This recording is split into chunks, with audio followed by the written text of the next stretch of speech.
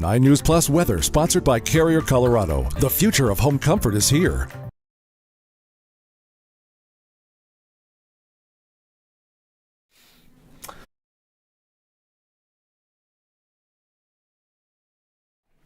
Got some explaining to do. I know this morning a lot of us waking up to a bit more snow than I think we had bargained for based on the forecast yesterday and last night. I'm here to say, yeah, we got a little wrong. We got a little bit wrong.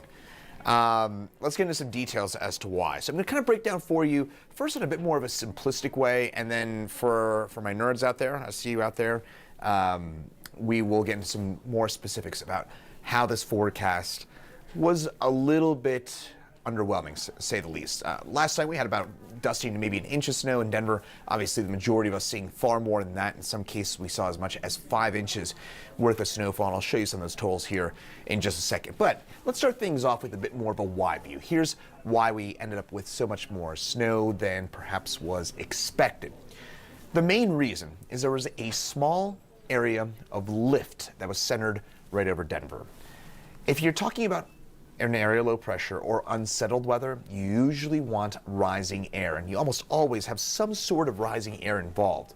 Last night, it didn't seem like we had an area of lift or something to give us that mechanism in order to get the air to rise, but a small little pocket developed right over central Denver thanks to some moisture off to our east, and that allowed a second snow band to form, and that is the one early this morning that brought us that accumulating snow. And we also had a pretty perfect wind direction for Denver snowfall. But it was mainly this area of lift over central Denver that is what we think led to that kind of surplus of snow that compared to the forecast. So this was the thing that was missed in the forecast, was an area of lift that was centered right over central Denver. These are very difficult to predict in advance.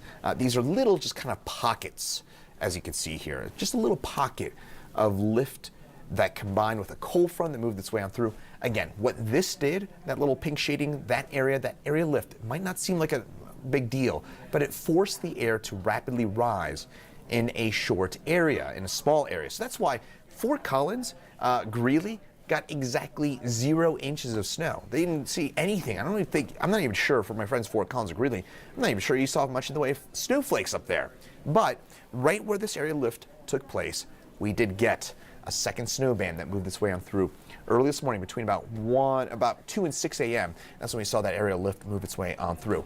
Then there's this. You've probably heard, if you've lived here in Colorado for a long time, about something called upslope flow. Well, upslope is when you get winds that back against the Rocky Mountains. Remember what I was saying earlier about how you want air to rise in order for it to snow or rain? Same mechanism works with the mountains. So obviously when you got big mountain ranges, the air is forced to move in one direction, up.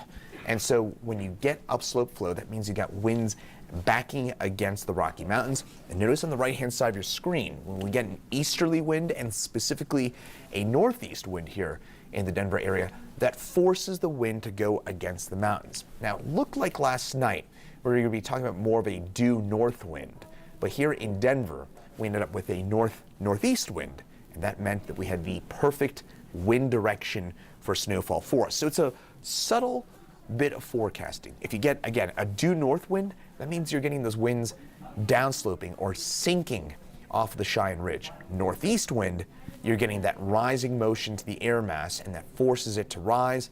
And long story short, what it looked like last night we were going to get, one, it looked like we were going to be getting more of a due north wind, and two, we, again, I think this goes across basically all meteorologists. It looked like we didn't have an area of lift centered here in town that was going to give us any sort of a mechanism. So what we thought was going to happen was going to be just a few snowflakes, maybe a dusting of snow, maybe in the foothills where there was a bit more lift. I think we were going to probably end up with maybe an inch or so of snowfall. What we really ended up with was this unexpected area of lift right over central Denver, along with a cold front, and that gave us some of these pretty impressive snowfall totals. 4.5 inches for us in Arvada and Boulder. Denver, about 2 inches for us officially at DIA, 1.9 inches worth of snowfall. This is pretty impressive stuff for this time of year. And again, some of those, actually that's from previous storm, I should say. This is what we've picked up so far this month, officially at DIA, 6.4 inches. Our normal full month in November average snowfall is 7.4 inches worth of snowfall. This is already our fourth snowiest November in the last 15 years. Novembers have been kind of slumping in the last 20, 25 years in terms of snowfall, and this has been a pretty decent November already worth of snowfall. Also, for a bit of context, how about this? We didn't have 6.4 inches of snow last season until January the 5th. So, of course, last season we had an historically long wait to get our first measurable snowfall. We waited all the way, of course, until December the 10th to get our first measurable snowfall. But now we've already seen over a half foot worth of snowfall so far, and it's not even, it's barely the middle of November, and we've got more snow on the way on Thursday. Looks like we could pick up 1 to 3 inches worth of snowfall. I was just taking a look at this with my colleagues, meteorologists Greg Perez and Keely Chalmers. We were just looking at some of those snow chances for Thursday. It does look like we're going to probably get 1 to 3 inches of snow. It will be a difficult forecast because of the jet stream being overhead. That can lead to narrow bands of very heavy snowfall in a short space and distance. So it does look like we're going to be looking at that potential for some really heavy snow on Thursday in a few spots. But I think most of the metro area will wind up with 1 to 3 inches worth of accumulation. So kind of want to recap why the forecast, why we ended up with more snow than was expected. One, little pocket of lift right over central Denver. Again, you want the air to rise in order to get rain or snow. And when you get these little micro areas of lift, like what we had last night, A, they're hard to predict in advance. The computer models won't pick them up in most cases. And B, they can lead to these narrow areas of really heavy snowfall that, again, are difficult to predict in advance. And then number two was the wind was more of the northeast, which is the perfect wind for us here in Denver to get snow. And it looked like it was going to be more of a due north wind last night, which is more of a drying wind for us here in Denver. So again, two things took place: different wind direction, area lift. That's why we saw more snow than what was forecast. So hopefully that explains it for you. I'll tell you what, normally when we, hopefully next time that it snows a bit more than expected, it doesn't take place during the morning rush. I know that was a real headache for a lot of folks out there. I'll tell you what, we've been analyzing and looking over all the stuff so that way, hopefully, future storms like this, we get it right, and hopefully that'll help out with future forecasts. But again, long story short, those two things really kind of came into play to give us that extra snow band earlier on this morning.